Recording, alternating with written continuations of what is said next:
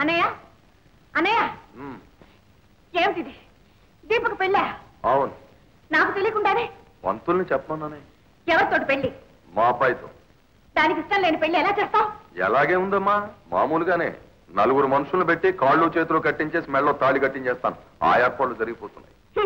ఇన్నాళ్ళు నిన్ను నమ్మి ఇంటి బాధ్యత అంతా నీకు అప్పగించినందుకు దాని జీవితం నాశనం చేస్తావా? అయ్యయ్యో, ఏం చేశావమ్మా? దాన్ని ఏమన్నా విషం పెట్టి చంపేశావా, కత్తి పెట్టి పొడి చేశావా? సలక్షణంగా పెళ్లి చేస్తున్నాం తప్ప. ఏమైనా సరే నీ కొడుకుతో ఈ పెళ్లి జరగడానికి లేదు. ఆ జైలుకి వెళ్లే వాడితోనే జరగాల? నీ కొడుకు వచ్చింది ఆ జైలు నుంచిగా. అమెరికా, లండన్ అని చెప్పినంత మాత్రాన నమ్మకంత పిచ్చాను కాదు నేను. ఈ పెళ్లి ఎలా జరుగుతుందో నేను చూస్తాను. నువ్వు చూసే వరకు ఆగదు, నువ్వు చూడటానికి రాకపోయినా ఆగదు. పంతులు అయ్యా, చెల్లయ్య తొందరపడుతోంది, కాస్త బందోబస్తు చేయండి. ఏమిటమ్మా ఈ మూర్ఖత్వం? ఏ తల్లైనా కొడుకు చెడిపోతున్నాడు అంటే కట్టుదిట్టంలో పెడుతుంది, చెడ్డ పనులు చేస్తున్నాడు అంటే కట్టుబాటులో ఉంచుతుంది. కానీ చెడు జరగకుండా చూసే కొడుకుని తల్లి ఆపుతాం నేనెక్కడ చూడలేదు. అమ్మా, ఆ రోజు నేను అతన్ని చంపబోతుంటే నా బిడ్డ లాంటి వాడివి ఆగమన్నా. నేను నీ మాట కట్టుబడ్డాను. ఈ రోజు నిజంగా నువ్వు నా తల్లి లాంటి దానివి అయితే, అతను నా అన్నయ్య అయితే, నాకు అన్యాయం జరుగుతుంటే చూస్తూ ఊరుకుంటావా? అమ్మా, నీకు కావాల్సింది అతను చంపకుండా ఉండడమేగా. అతని మీద చేయెత్తకుండా దీపకి బాబుకి పెళ్లి చేస్తాను. ఏమంటావమ్మా? చెప్పమ్మా. అవునమ్మా.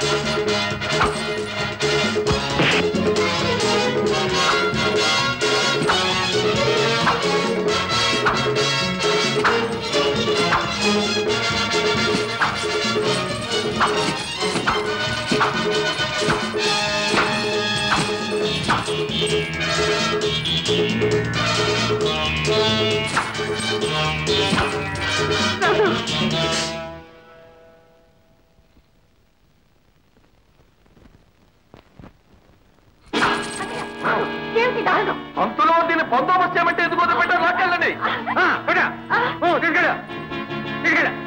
అయ్యా, పోలీసులు వస్తున్నారు. పోలీసులు అయితే ఆ బందోబస్తు చూడు. రే, పోలీసులు వస్తున్నారట. ఎక్కడిదక్కడ బందోబస్తు చేసేయండి. ఆపండి. పెళ్లి ఇక్కడ జరగడం లేదండి, ఆ కొండ మీద చేస్తున్నారు. నువ్వు చెప్తే నమ్మేటంత పిచ్చివాళ్ళం అనుకున్నా. పోనే.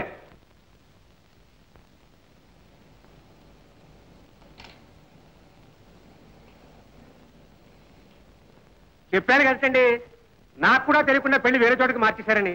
ఖచ్చితంగా అక్కడే జరుగుతుంది. పదండి పదండి పదండి, కమాన్.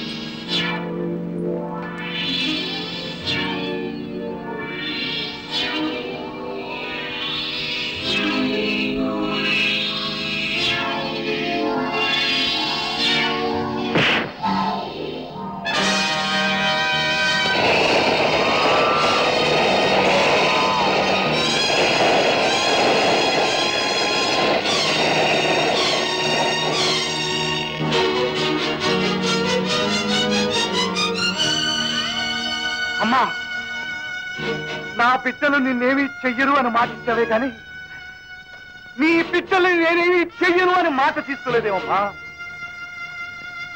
అందుకే కదమ్మా నాతో పాటు నీ బిడ్డ కాని బిడ్డను కూడా తాగుపోతున్నాడు. చెప్పమ్మా, ఇప్పటికైనా అను అనమ్మా. అమ్మా, నీ స్వార్థం కోసం నీ పసుపు కుంకుమ కోసమే చూస్తున్నావు. చూడమ్మా ఎంత ఘోరం చేస్తున్నాడు. ఇప్పటికైనా అనమ్మా. ఈ ఇటుకలతోటి వారి సమాధి కడతాను. రావాల్సిన చుట్టాలంతా పిలవకుండానే వచ్చేశారు. ఆ దీప పెళ్లి బందోబస్తు చేసేయండి.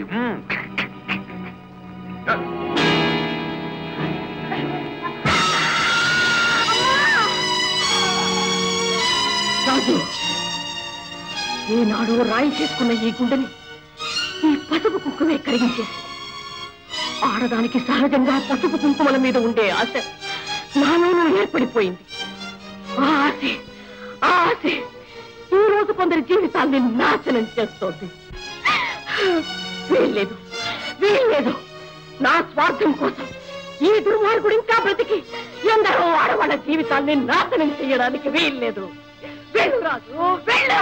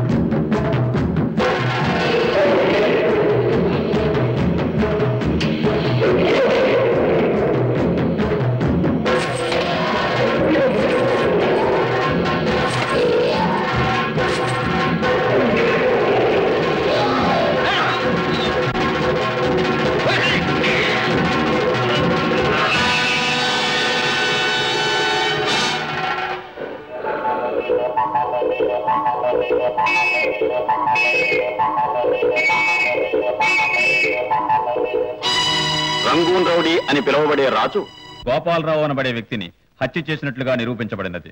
కానీ హతుడైన గోపాలరావు రాజు తల్లికి, బాబుని పిలువబడే మరో వ్యక్తి తల్లికి, మరికొందరు ఆడవాళ్లకు చేసిన అన్యాయాలను బట్టి ముద్దాయి రాజు గోపాలరావును ఉద్దేశపూర్వకంగా గాక ఉద్రేకపూర్వకంగా హత్య చేసినట్లు కోర్టు వారు భావించి ఇండియన్ పీనల్ కోడ్ సెక్షన్ 302 ప్రకారం ముద్దాయి రాజుకు 3 సంవత్సరాల కఠిన కారాగార శిక్ష విధించడమైనది.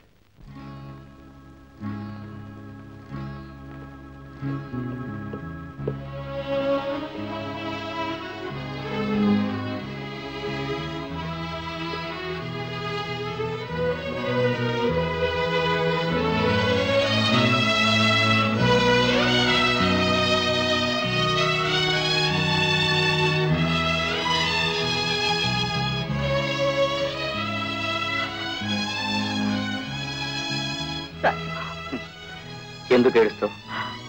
నేను తప్పు చేయలేదు. మంచిని ఎంతో కాలం కటకటాలనుకుంటలేరు. అన్నయ్య, వచ్చేస్తాను తమ్ముడు.